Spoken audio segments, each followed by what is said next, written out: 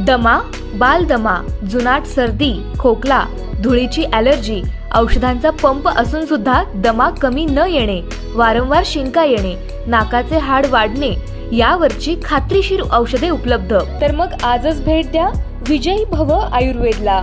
91 75 74 34 54. पत्ता नेवरी, तालुका कडेगाव, जिल्हा सांगली, पुणे व मुंबई या ठिकाणी सुद्धा. नमस्कार, मी अरुण आणि आपण पाहत आहात 7 स्टार न्यूज.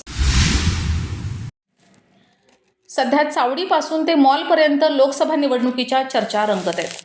निकालावरून पैजाही लागत आहेत. मात्र तुम्ही असा काही विचार करत असाल तर सावधान, कारण सांगलीत निवडणुकीची पैज लावणे 2 मित्रांना महागात पडले. नेमकं काय घडलंय जाणून घेऊयात. सांगली लोकसभा निवडणुकीत कोण विजयी होणार यावरून बुलेट गाडीची लावलेली पैज 2 मित्रांच्या चांगलीच अंगलट आली आहे. पैज लावणाऱ्या दोघांवर कवटेमहांकाळ पोलीस ठाण्यामध्ये जुगार अधिनियम अंतर्गत गुन्हा दाखल झालाय. रमेश जाधव आणि गौस मुलानी असे गुन्हा दाखल झालेल्या कार्यकर्त्यांची नावे आहेत. बोरगाव येथील ग्रामपंचायत सदस्य रमेश जाधव यांनी भाजपचे उमेदवार संजय काका पाटील हे निवडून येतील आणि शिरढोणचे गौस मुलानी यांनी काँग्रेसचे बंडखोर अपक्ष उमेदवार विशाल पाटील निवडून येतील अशी पैज लावली होती. पैजेचा मजकूर सोशल मीडियावर व्हायरल केला होता, मात्र तो त्यांना महागात पडलाय. कवटेमहांकाळ पोलिसांनी या पैजेची गंभीर दखल घेत दोघांवर गुन्हा दाखल केलाय. पोलिसांनी बोरगाव शिरढोण येथील दोघांना ताब्यात घेऊन त्यांच्याकडून 2,15,000च्या दुचाकी जप्त केल्या.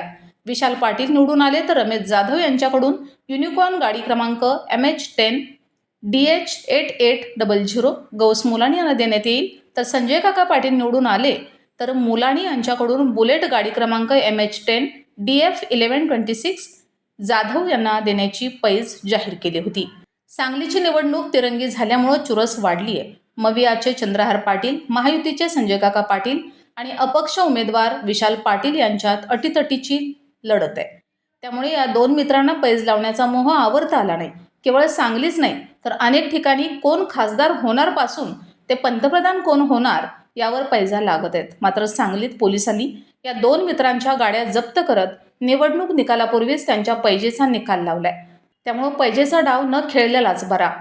Bureau report 7 star news.